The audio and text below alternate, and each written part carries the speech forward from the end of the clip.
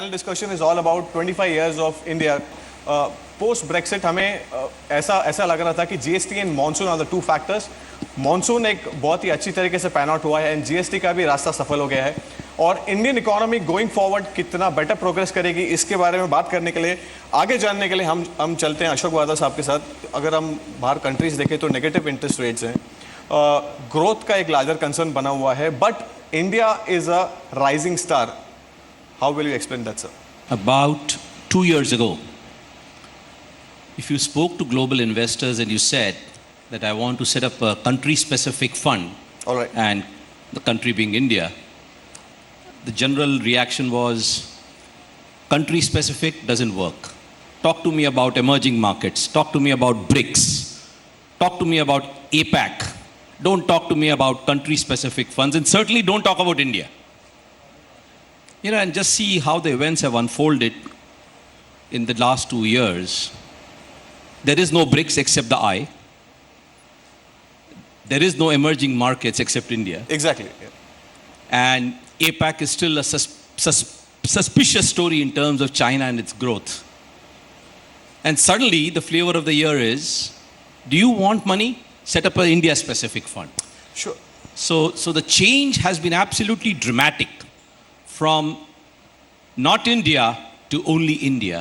अशोक वादा साहब बता रहे थे यहाँ पे कि लार्जली इंडिया ओनली फंड्स नहीं, मतलब इट्स टाइम अवे। और यहाँ से लेकर आपको क्या लगता है कि इंडियन ग्रोथ स्टोरी कैसे पैन आउट होगी, और how will we have India only fund, offshore fund rather? जो अशोक ने कहा वो कहानी मैं 25 साल से देख रहा हूँ कि जब वर्ल्ड में तकलीफ होता है, 90s में एशियन क्राइसिस हुआ, उसके बाद .com क्राइसिस हुआ, उसके बाद 2007 क्राइसिस हुआ, 2007 के बाद प्राय क्राइसिस ही चल रहा है ब्रॉडली स्पीकिंग। उन सब सिचुएशंस में India always becomes the flavour of the at least emerging market pack, right?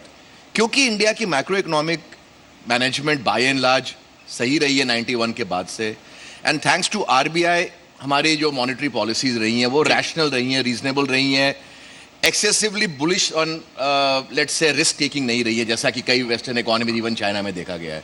तो ये एक चीज़ हम कई बार देख चुके हैं, आगे भी देखेंगे। मेरा मानना है कि India is always a safe haven when the world is troubled, and world is troubled, let us be very clear about it. जैसे शंकर ने बताया कि India will stand out going forward, कौन कौन से फैक्टर्स हैं जो इंडिया को एक स्टैंड आउट नेशन आप देखते हैं उसको, and going forward how do you see India performing well?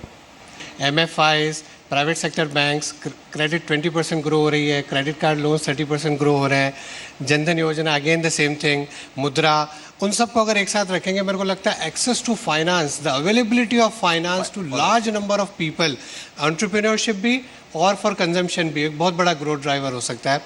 Private capex सबका व्यू जनरल ये है कि नहीं होने वाला है। कॉर्पोरेट्स की बैलेंस शीट में स्ट्रेस देखिए, बैंक्स में स्ट्रेस देखिए, और कैपेसिटी यूटिलाइजेशन कम है, तो प्राइवेट कैपेक्स कैसे होगा? मेरे को लगता है जो गवर्नमेंट इंफ्रा स्पेंडिंग है, जो roads, railways, waterways, defence, power, TND, renewable energy, urban transportation, वो एक है। Sure. उसके साथ अगर ये कंजम्पशन सरप्राइज करता है बिकॉज ऑफ रूरल एंड जो मैं आपको लैंडिंग बोल रहा हूँ, उसके वजह से आपको हो सकता है 2 साल में ऐसा लगे कि काफ़ी कैपेसिटीज एग्जॉस्ट हो रही हैं एंड प्राइवेट कैपेक्स भी आ जाए, FDI बहुत आ सकता है, तो हो सकता है प्राइवेट कैपेक्स भी रिवाइव हो जाए।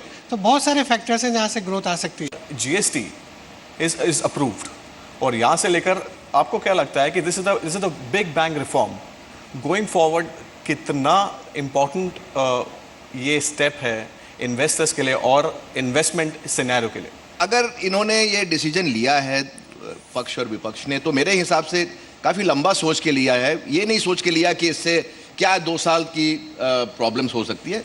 Let us also be realistic कि इसको पर्कुलेट करने में, इम्प्लीमेंट होने में टाइम लगेगा, रेट भी अभी मालूम नहीं है हमें, and there can be some short term negativity on account of inflation, but overall जो US नहीं कर पाया वो हमने किया है, तो एक बहुत बड़ी उपलब्धि है इस थर्ड वर्ल्ड कंट्री के लिए। यहाँ पे it is inflationary though, but its aims at priming the GDP by over 1% तो how will you explain that?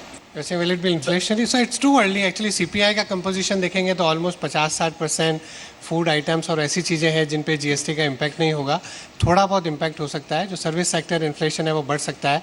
जो गवर्नमेंट का पेपर है उसमें भी दे आर सेइंग कि 50 बेसिस पॉइंट से 250 बेसिस पॉइंट तक का हो सकता है, but we have to wait and watch. But in terms of growth I think जो एफिशिएंसी इंप्रूव होएगी, जो प्रोडक्टिविटी इंप्रूव होएगी इकॉनमी में, जो आज ट्रक 200 किलोमीटर चल सकता है अगर वो 500 किलोमीटर चल पाए, और जिस तरह से एफिशिएंसी सारे बिजनेसेस को मिल सकती है, उससे over a longer period definitely GDP में इंप्रूवमेंट होगा। Do you think so? Private sector is ready for GST, and everyone is talking about GDP growth from here on. But where is the private sector readiness? If you can see how well they are placed to take advantage of this.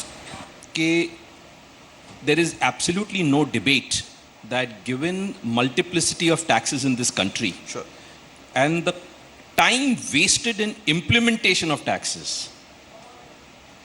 corruption that arises as a result of multiplicity of taxes, delays that are caused as a result of multiplicity of taxes, and the overall low collection despite multiplicity of taxes has all meant that historically the Indian tax system has suffered significantly Sure. as a result of lack of GST. Brexit के बाद में हमने देखा था काफ़ी एक steep wise हमने देखने मिला है मार्केट्स में, लगभग 500 to 700 पॉइंट्स निफ्टी में एक स्पाइक देखने मिला है. What are the themes, ideas, आपको क्या लगता है कि will take markets to the next level, and what are your recommendation for retail investors as of now? देखिए, मेरा मानना पिछले 2 साल से ये रहा है कि इंडिया की इकोनॉमी में ग्रोथ है, लेकिन वो ग्रोथ नहीं है जो ऑफिशियल डेटा हमें बता रहा है. There is moderate growth, there is not great growth. उस सिनेरियो में लार्ज कैप्स के लिए बिग ग्रोथ नंबर्स पोस्ट करना, Sure. और अगर आप देखें तो पिछले तीन साल से मैं देखता हूं कि सारे ब्रोकरेज के एस्टिमेट्स होते हैं कि 17% अर्निंग्स ग्रोथ आएगा, और होते होते साल के वो अर्निंग्स ग्रोथ आके आता है 2% और 1% और माइनस 5%. लेकिन वही अगर आप देखें स्मॉल छोटी कंपनियों में, माइक्रो कैप कंपनियों में, वहां पर growth rates, I know of companies which are growing 50, 80, 100%, will continue do so the next 2 or 3 years at least, irrespective of GDP growth. तो मेरा मानना है कि इकोनॉमी में उतनी ही ग्रोथ है जितना कि छोटी कंपनियों को एक ग्रोथ मोमेंटम मिले. उतना ग्रोथ नहीं है कि लार्सन एंड टूब्रो और हिंदुस्तान लीवर के बिग बैंग नंबर्स आने लगेंगे. अभी मेरा ये मानना है कि वो दिन अभी दूर है. इसीलिए फोकस मेरा रहा है कम से कम, और मेरी ये रिकमेंडेशन है कि छोटी कंपनियों पे अगर आप फोकस करेंगे तो मेरे हिसाब से कम you will beat inflation and little bit better than that. Large caps अगर देखें तो on an aggregate I am finding it very hard to believe कि उनकी अर्निंग्स ग्रोथ 15-20% कंसिस्टेंटली आएगी. So Navneet, do you think so after GST will FIIs look India as an attractive destination? Because in last 3-4 months we have seen FIIs pumping in roughly around $5 to $6 billion. As well as domestic scenario, कैसा explain करेंगे आप? Most significant FDI reforms in last 2 years than we have done in our history. You talked about GST opening up of the economy, completely contrast. We look at the world, negative interest rates, printing more money, talking about helicopter money. India is doing the most credible monetary policy framework, Fantastic. fiscal prudence. Everywhere foreign exchange reserves depleting, only place India where the foreign exchange reserves going up. Everywhere growth is going down, India is a place growth going up. So it's a completely contrast at the world, and I think I agree with Ashok earlier that पहले एक time था जब कि हाँ India is like one of the emerging market. किसी ने बोला India is a nice house but in a bad street. मतलब emerging markets के साथ क्लब हो गए, इंडिया चाइना के साथ क्लब हो गए. अगले कुछ वर्षों में हो सकता है इंडिया का एक अलग से स्थान बने, whether as an FII investor or as an FDI investor. So what are investors thinking about? Were they talking about GST, and now the GST is cleared? What are the indications from the global investors? Therefore, from a Brexit perspective, clearly India is a beneficiary. I think generally I would say that the mood towards India is very positive. But as Shankar pointed out, it's not purely because we are performing in a superlative manner. I think we have to recognize that the world is flush with liquidity at this point of Exactly. time. Yep. And that liquidity must go somewhere. India happens to be the one, perhaps the only attractive destination at this point of time. We must learn to capitalize on the opportunity that stands in front of us. Global investors, both FIIs as well as FDIs, think of India as a very attractive destination. Sure. And I think government of India is doing everything possible to make ease of doing business in India complementary at a time when this interest is at a heightened state. The government is very enthusiastic. We have ended at a very highest level of the year. आपको क्या लगता है? But private sector is not coming out with investments. Capex पर थोड़ा सा, as we were talking about earlier in the conversation as well, तो वो कभी पिकअप होना आप देखते हैं? तो मेरी जो इंटरेक्शन प्रमोटर्स के साथ है, स्पेशली मिड टियर प्रमोटर्स के साथ में, nobody is interested in actually putting capex. This would change 2 years down the road, but ये साल मुझे नजर नहीं आता है कि सिग्निफिकेंट प्राइवेट सेक्टर कैपेक्स होगा. तो गवर्नमेंट को विली निली स्पेंड करना ही पड़ेगा. There is no other option, जो कि अभी तक लग रहा है कि कर रहे हैं, और ये पिक्चर को कंटिन्यू करना पड़ेगा. They can not cut back. During the time एक मार्केट 7,000 ऑट लेवल से 8,700 तक अभी पहुंच गया है. According to you, what are the factors that will take market from 8,700 odd level to say maybe 15,000, 20,000? If you can just elaborate on that. So एक structural bull market के लिए 4 चीज़ चाहिए. सबसे पहला है कि आपका stable macro and political environment होना चाहिए. आई थिंक वो है हमारे यहाँ भी, at least forcible future next 4-5 years. दूसरा चाहिए राइजिंग कॉर्पोरेट प्रॉफिटेबिलिटी. लास्ट 5 साल बहुत खराब रहे, बट मेरे को लग रहा है आई थिंक बॉटम आउट हो गए हम लोग. नेक्स्ट 3-5 साल at least 13-14-15% in line with nominal GDP profit growth आना चाहिए. थर्ड थिंग है starting valuation should not be rich.